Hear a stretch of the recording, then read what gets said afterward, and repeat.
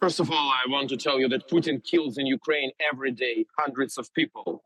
And like Navalny is just one more killed person by Putin. And this is a message from Putin to the West. He doesn't care about anything. It's not coincidence that it's happening during Munich Security Conference. You know, like 15 years ago, 17 years ago, Putin here made a speech, which was a kind of a message to the West. And now his message is very clear, just killing Navalny, killing Ukrainians every day in Avdiivka. For us, for example, that's the most important. And Putin showed his attitude, that's all. So, like, if the West will continue to think and to believe in some goodwill of Putin or anything else, the end will be very bad. I don't think anyone is under any illusions about what President Putin may well do and the lengths he will go to. You think you're at the Munich Security Conference, as we can see. You think that this is a deliberate message to those that have gathered there, do you? Absolutely. To the world elite, to the West, which gathered here, that is the message. I will kill wherever I want to kill.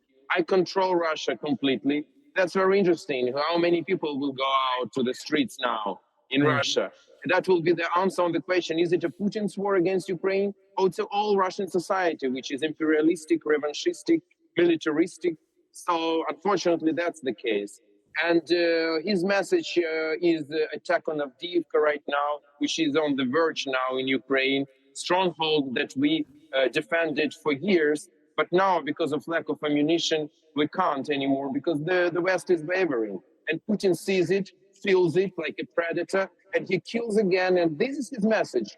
That's all. He's just spitting on the West by this. And Alexei, so do you see this as a sign of weakness, as some have? That, you know, I mean, Navalny was in prison. He'd been imprisoned. He was constantly being sentenced to more and more time. He was away from Moscow, away from St. Petersburg, unable to bring people to the streets. Do you see this as a sign of weakness, what's happened, that he has been assassinated in this way? This is a sign of weakness of the civilized world. That is the sign of weakness. Because what's going on in Ukraine, what's going on in Russia itself, all of this shows the tyrants can do whatever they want. Putin, who is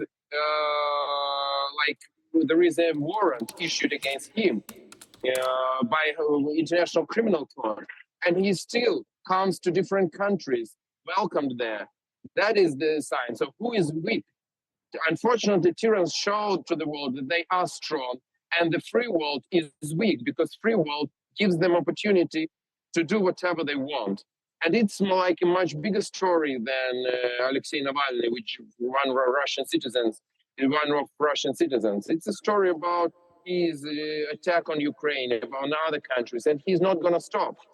Yeah. He's not going to stop with Ukraine. He's not going to stop killing oppositional leaders. He's going to stop to kill outside of Russia. Just remind Salisbury, other places where he killed. And he's ready to continue. And Alexei, as you say, this has been designed to send a message, and it comes on a day when President Zelensky is in Europe signing bilateral agreements with both Germany and France.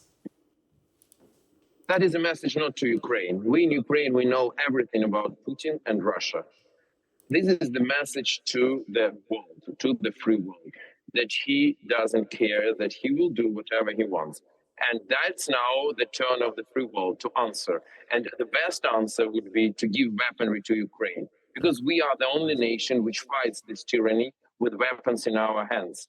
But we are ready to do this, but we need this support. And at the same time, there is some continuous debates in the United States of America. There is no decision about support of Ukraine.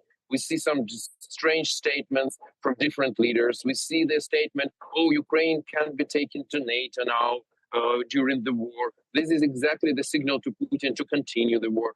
Unfortunately, the West, Putin feels the West as weak. And that's why he's doing what he's doing. That's all.